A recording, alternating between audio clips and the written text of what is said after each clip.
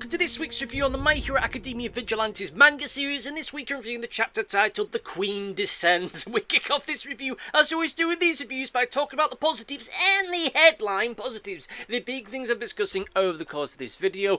I liked the chaotic pacing of the chapter, I like the dark consequences that will follow with PopStep's future, and I like the cliffhanger that we get at the end of it. Now, I'll grant you that some of those points of praise might seem a little bit twisted given what's actually happening in the manga at the moment, and I know that the last one is echoing something I said in the previous review, but it's all true. As dark and as weird and as strange as all this is, I am thoroughly enjoying it. Now, I will just say, as I'm recording this in the middle of a heat wave, so I've got the window open, I've got the fans on, and forgive me if I lack my usual buoyancy and excitability doing these reviews, because today's been a very terrible day. My monitor started smoking, so I've had to rejig things, so this isn't me fishing for likes or whatever, it's just things are a bit crappy right now. But with that said, to cheer myself up, started reading the new volume.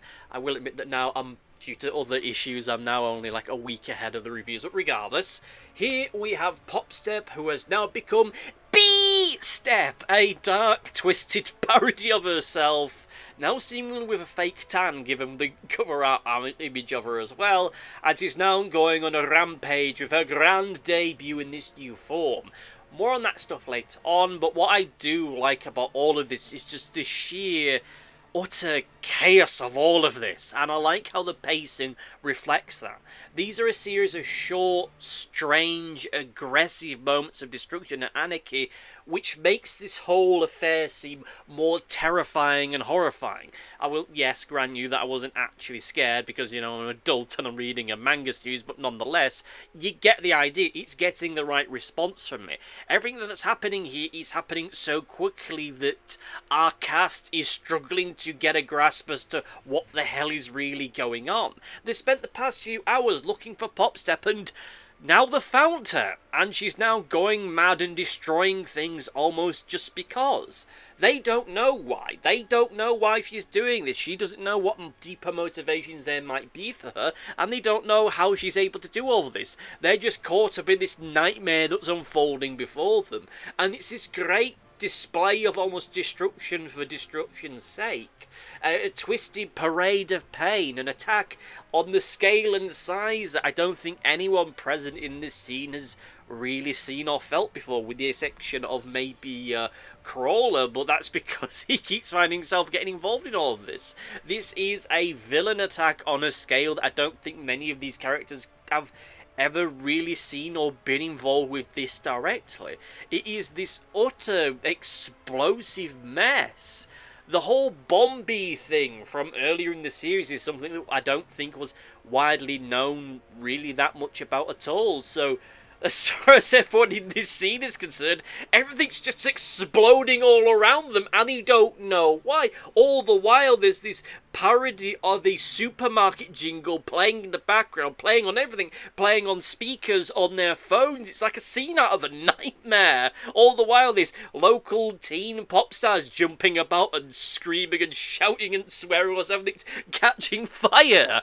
This is all shown with a series of short, small panels that just keep the speed and momentum building up, with most of the visual real estate in those panels being taken up by explosions and havoc, people running away, fleeing for their lives, scared out of their minds, or just PopStep singing and jumping about like an utter lunatic. And all of this is happening. As all of this is happening, the public doesn't really know what's really going on here. Our friends don't really know what's going on. And as this is happening, I'm just thinking to myself, well, this is the end of her. This is the end of PopStep. Even if they get this parasite out of her head, even if she doesn't go to prison for all of this, she isn't coming out of this with a career and reputation still intact.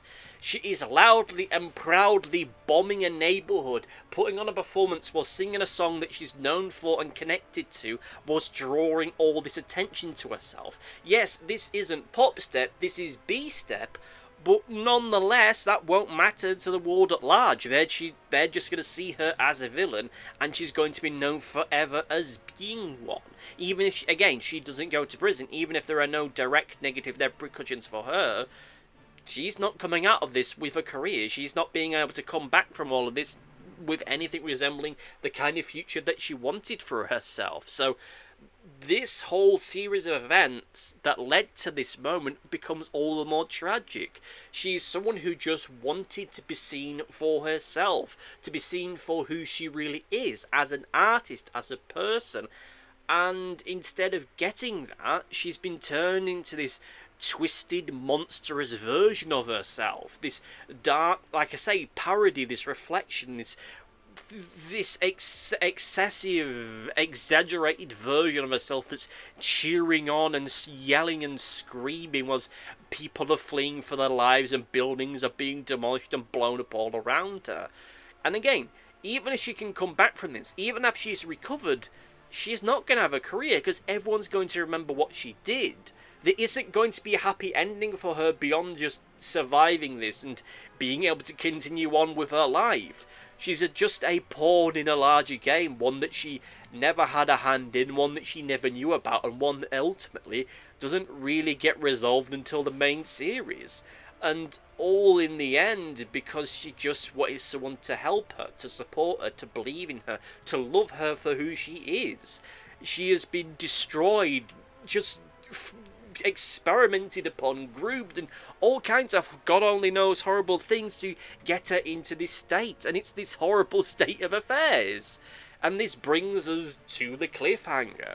And there's not a whole lot to really say about it. And I do forgive me that this is a shorter review because this is a chapter that is very much connecting tissue. This is the chapter that is very much about linking us to the next point. Because this is like literally moments after the past chapter and it's moments before the next one's about to review. This is almost all exclusively action and there's not a whole lot to really latch on to discuss, but nonetheless we have this cliffhanger which it looks like Knuckle Duster's back properly this time and that maybe he'll help the Crawler through all of this, but I'm not 100% sure about that. Because in the monologue that Crawler gave a few volumes ago, it made out that he didn't see Knuckle Duster ever again, that he just faded out of his life and he never really realised that. Or maybe the reason why he never really realised he faded away at the moment that he was saying all of that is because he does come back for the sake of this before fading away again. Let's be blunt.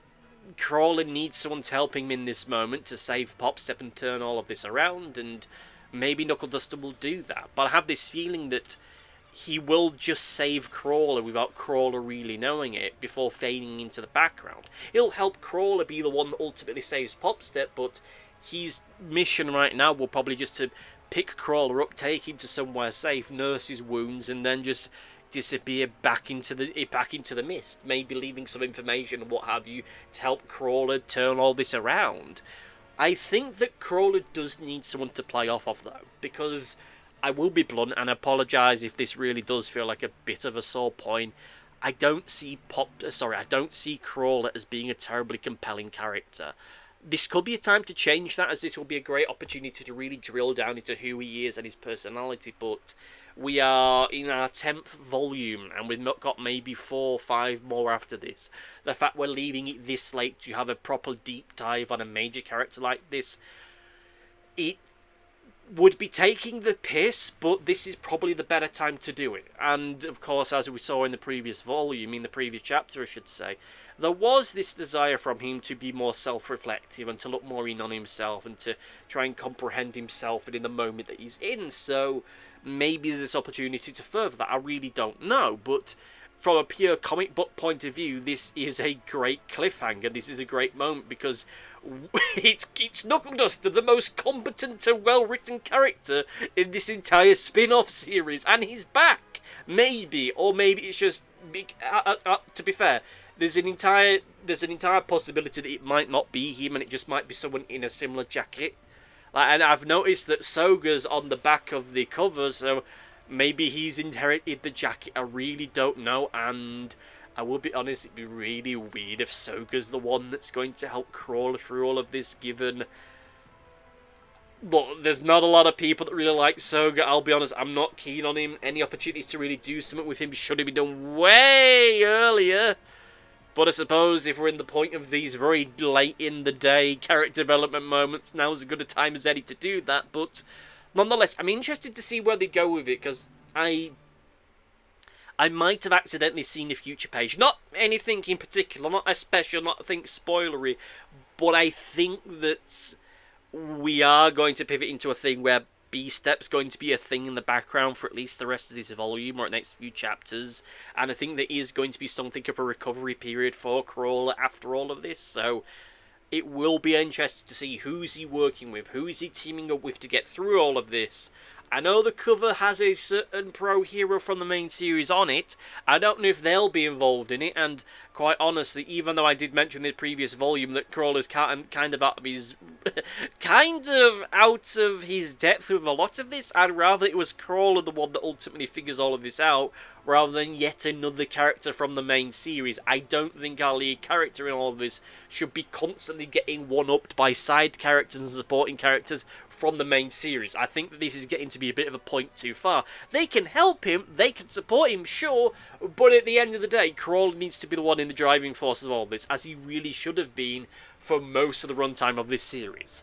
Well, all that said, however, let's get into the negatives, and I will just say is that I have very few problems with this chapter, but I will say is I do feel that B-Step's song lacks subtext. I know that it doesn't really need it at the end of the day, because it's meant for just sheer chaos and destruction and to drive forward this juxtaposition between the PopStep that we know and this dark, twisted version of her that we have before us.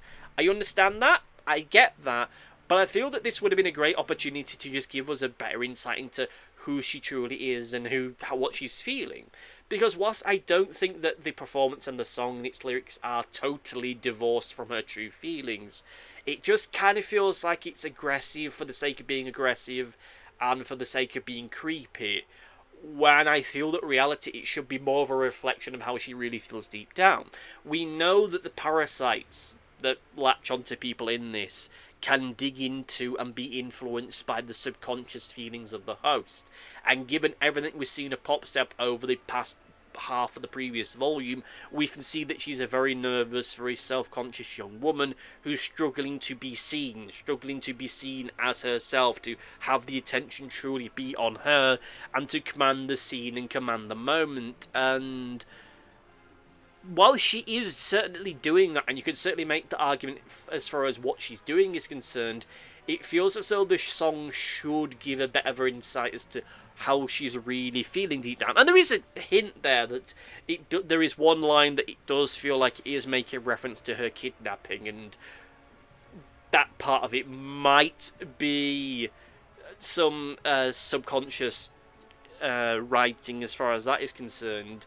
And I will be honest, I am fine with the chaos and aggressiveness of the song itself. There's nothing about it which I have issues with per se, but again, it feels like a missed opportunity to really just drill down into this moment and to give us a better and clearer insight as to what's really going on here. Because we have seen this previously. We saw that with Knuckle Duster's daughter, particularly towards the end of that, as more of her personality started to come through, more of the anger, rage, angst and hatred that she had for her father was just becoming more known, and it feels like this would have been a great opportunity to really go into that in a similar way. Now, we might see more of that later on, as in fairness, in that scene that we had previously, that came about towards the end of that fight, when the parasite was starting to lose its grip on the host, and as such, more of those personalities and thoughts were starting to come to the fore. We might well see, and I hope that we do, because I think that the relationship between Crawler and PopStep needs to be rounded off. I have a feeling that we're getting to a point where we're functionally going to write out PopStep. I don't know if that's going to be the case by the end of this volume.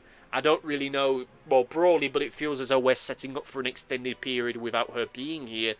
But I'm interested to see what they do in lieu of that. I'm interested to see what they do after that. With all that said and done, however, let us get into the overview, and I think this is a fantastic way to start the volume.